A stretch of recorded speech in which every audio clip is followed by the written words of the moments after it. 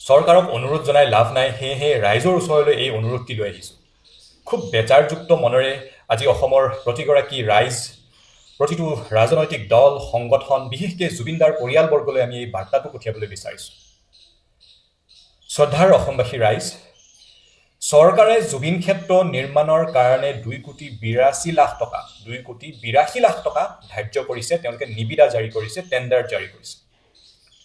যি সময়ত অসমৰ প্ৰতিগৰাকী মানুহে জুবিন ক্ষেত্ৰখন বিশ্বমানৰ হোৱাটো বিচাৰি আছিলে, যি সময়ত আমি বিচাৰি আছিলোঁ, আমি সকলোৱে প্ৰতিটো স্তৰৰ ৰাইজে সদায় কৈ আহিছিলোঁ যে জুবিন ক্ষেত্ৰখন এনেধৰণে বনাব লাগে যে অনাদি অনন্তকাললৈ যুগ যুগান্তৰলৈ সেই জুবিন ক্ষেত্ৰখন অক্ষত অৱস্থাত থাকি যায়, বিশ্বমানৰ আধুনিক প্ৰযুক্তিবিদ্যা ব্যৱহাৰ কৰি, যাতে 100 বছৰ পাছৰ অহা আমাৰ উত্তৰ প্ৰজন্ময়ো ক'বলৈ বাধ্য হয় যে 100 বছৰ আগতে অসমবাসী ৰাইজে এখন আধুনিক জুবিন ক্ষেত্ৰ নিৰ্মাণ কৰি থৈ গ'ল, য'ত নেকি চিৰদিনৰ কাৰণে আহিবলগীয়া প্ৰতিটো প্ৰজন্মই জুবিনদাক ভাল পাবলৈ শিকিব, জুবিনদাক স্মৰণ কৰিবলৈ শিকিব, আৰু সেই জুবিন ক্ষেত্ৰখন গোটেই বিশ্ববাসীৰ কাৰণে এক সমন্বয়ৰ থলী হৈ ৰয়।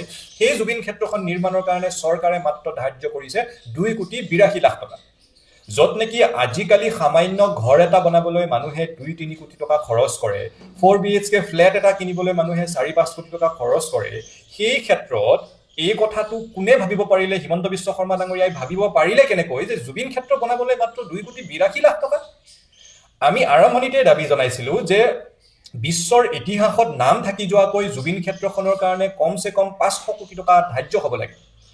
কিন্তু চৰকাৰে আৰম্ভণিৰ পৰা সেই জুবিনদাৰ হত্যাৰ তদন্তটো হিমন্ত বিশ্ব শৰ্মা ডাঙৰীয়াই CBIক নিদিওঁ বুলি কোৱা দিন ধৰি জুবিনদাক দিয়া মাটি ভূপেন হাজৰিকাদেৱৰ লগত তুলনা কৰাৰ পৰা আৰম্ভ কৰি যিমান কাম জুবিনদাক অপমান কৰাৰ কাৰণে কৰিব পাৰি হিমন্ত বিশ্ব শৰ্মা ডাঙৰীয়াই সিমান কামেই আজিলৈকে কৰিছে, আৰু প্ৰতিটো ক্ষেত্ৰত প্ৰতিটো সময়ত আমি সেই কথাবোৰ আঙুলিয়াই দি আহিছোঁ। আৰু আজি আহি এইখিনি কৰিবও নেৰিলে যে সামান্য মানুহে, সাধাৰণ মানুহে ঘৰ এটা বনাবলৈ যি মধ্যবিত্ত শ্ৰেণীয়ে 2-3 কোটি টকা খৰচ কৰে, সেই মাত্ৰ 2,82,00,000 টকা জুবিন ক্ষেত্ৰখন বনোৱাৰ কাৰণে আবণ্টন দিছে বা নিবিদা জাৰি কৰিছে।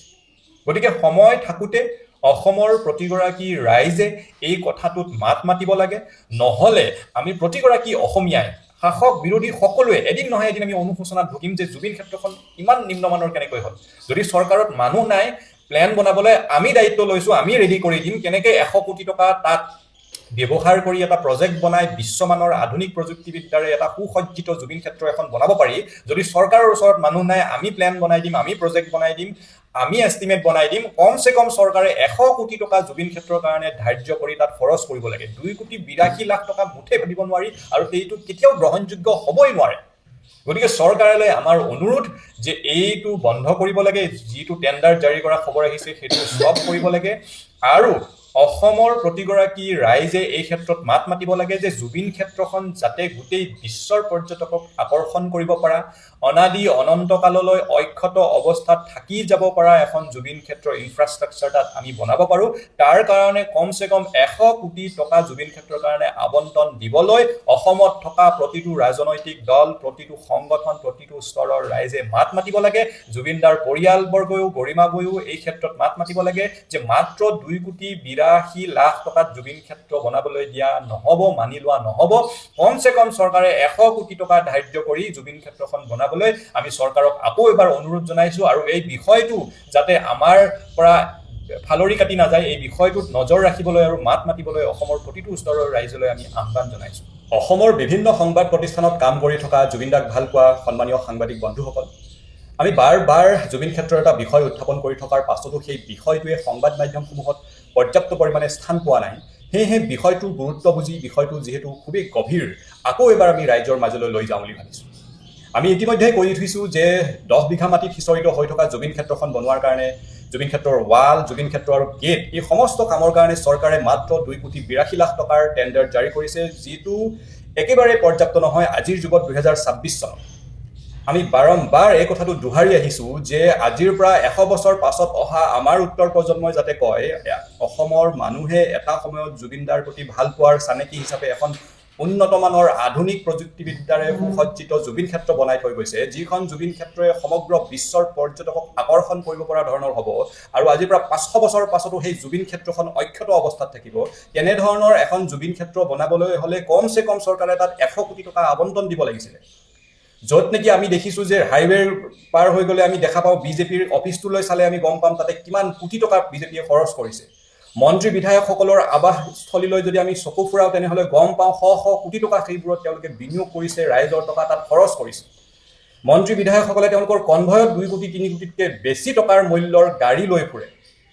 সাধাৰণ মানুহে মধ্যবিত্ত পৰিয়ালে এটা ঘৰ ভালকৈ সাজিবলৈ তেওঁলোকে 2-3 কোটি টকা ব্যৱহাৰ কৰে।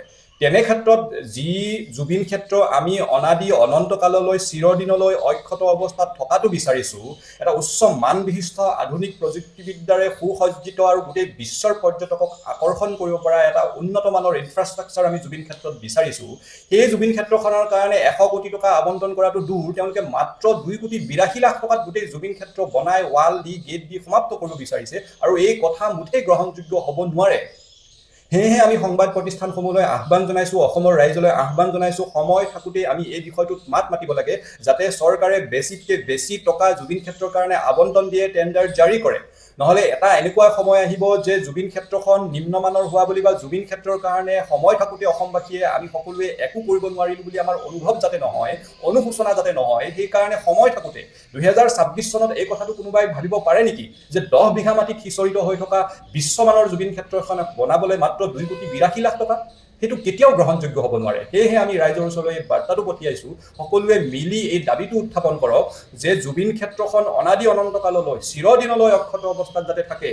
বিশ্বৰ প্ৰতিটো কোণৰ পৰ্যটক আহি যাতে ক'বলৈ বাধ্য হয় যে এইটো এটা বিশ্বৰ 8 নম্বৰ এটা আশ্চৰ্যকৰ এটা প্ৰতিষ্ঠান, অনুষ্ঠান আৰু জুবিন ক্ষেত্ৰ তাত গঢ় লৈ উঠিছে।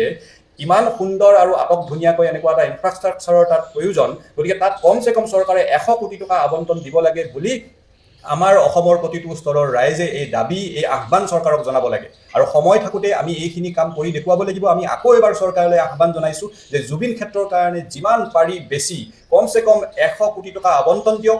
একেবাৰে আধুনিক আৰু উচ্চমান বিশিষ্ট এটা প্ৰতিষ্ঠান, এটা অনুষ্ঠান, এখন জুবিন ক্ষেত্ৰ তাত গঢ় লৈ উঠক, আন্তঃগাঁথনি তাত গঢ় লৈ উঠক, যাতে সেই আন্তঃগাঁথনি চিৰদিনলৈকে অক্ষত অৱস্থাত থাকে আৰু চিৰদিনলৈকে আধুনিক অৱস্থাত থাকে। তেনেধৰণৰ প্ৰযুক্তিবিদ্যা ব্যৱহাৰ কৰি এটা আন্তঃগাঁথনি তাত হওক আৰু তাৰ কাৰণে চৰকাৰে ৰাইজৰ যিহেতু টকা আৰু পকেটৰ পৰা টকা দিব নালাগে, ৰাইজৰ টকা, সেই ৰাইজৰ 100 কোটি টকা জুবিন ক্ষেত্ৰৰ কাৰণে আবণ্টন দিয়ক। এই অনুৰোধ, এই আহ্বানটো আমাৰ চৰকাৰলৈ থাকিল। ধন্যবাদ। জয় জুবিন দা, জয় আই অসম।